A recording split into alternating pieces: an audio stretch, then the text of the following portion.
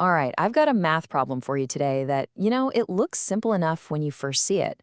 But the second you try to solve it, you'll probably find yourself hitting a wall.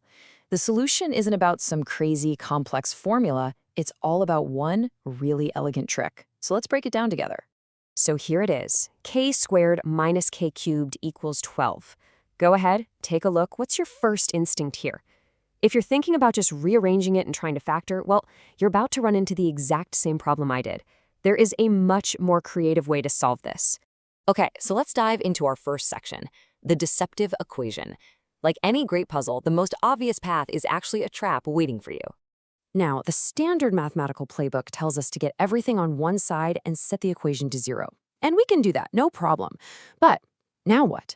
We're stuck with this cubic equation that is not easy to factor at all. This is the dead end. We need to back up and try something else. This is where the magic happens. The solution isn't about using brute force. It's about seeing the problem in a completely different light. It all comes down to one single key insight. And here is that trick. We're going to forget about factoring 12 into things like 6 times 2 or 4 times 3.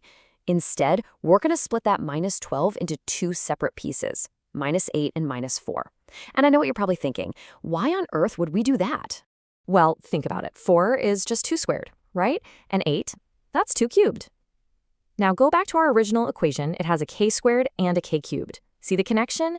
This little move lets us pair up the squares and the cubes in a really, really powerful way. So when we rearrange the terms, you can see exactly what happens. We group the squares together and we group the cubes together. That one clever move has totally transformed this messy equation into two clean, recognizable patterns, a difference of squares and a sum of cubes. All right, we've set the stage perfectly. Now it's time to bring in the tools to crack this thing wide open. We're going to use a couple of classic factoring formulas that you probably remember from algebra class.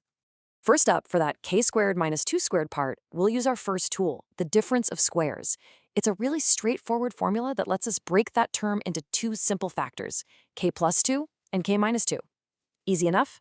Now for the k cubed plus 2 cubed part. We need tool number 2, the sum of 2 cubes. Yeah, this formula looks a little more complex, I know, but trust me, it works just as perfectly, letting us factor this cubic expression. So let's apply both of those formulas. And watch this, something incredible happens. Both of the new expressions share a common factor, that little term, k plus 2. This is the breakthrough we've been looking for.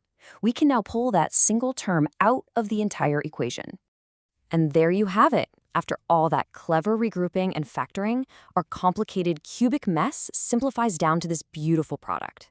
We have a linear factor multiplied by a quadratic factor, and the whole thing equals 0. We are so close now. Okay, we've reached the final stage. It's time to unmask the roots. Now, since we have two things multiplied together that equal 0, we know that one of them has to be 0. This lets us split our investigation into two separate paths. So path 1 is a simple linear equation, k plus 2 equals 0. Path 2, on the other hand, is a quadratic equation, and that one's going to require a little more work. Let's knock out the easy one first. On path 1, if k plus 2 equals 0, then k has to be negative 2. And just like that, we've found our first solution. And as it turns out, this is our only real solution. But hold on, we're not done yet. What about that second path? Does k squared minus 3k plus 6 equals 0 give us any more real solutions? Or is there something else going on here? To figure this out quickly, without having to solve the whole quadratic formula, we can use this awesome little diagnostic tool called the discriminant. By calculating b squared minus 4ac, we can learn about the nature of the roots before we even find them. So we plug in our numbers from the equation, and the discriminant comes out to negative 15. Now, the number itself, 15, doesn't really matter. What matters is that the result is negative. See, here's the rule. Whenever the discriminant is negative, it's a huge clue. It tells us there are no more solutions on the normal number line. The solutions are real, but they live in the world of complex numbers, which involve that imaginary unit I, the square root of negative 1. And so, here they are, all three solutions finally unmasked. We have our one real root, k equals negative 2, and we have a pair of complex roots that we get from solving that quadratic factor.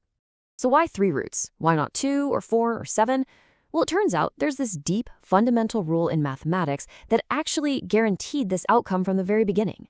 That rule is called the fundamental theorem of algebra, and it basically says that a polynomial's highest exponent, what we call its degree, tells you exactly how many roots that equation is going to have, period. That includes both the real and the complex ones.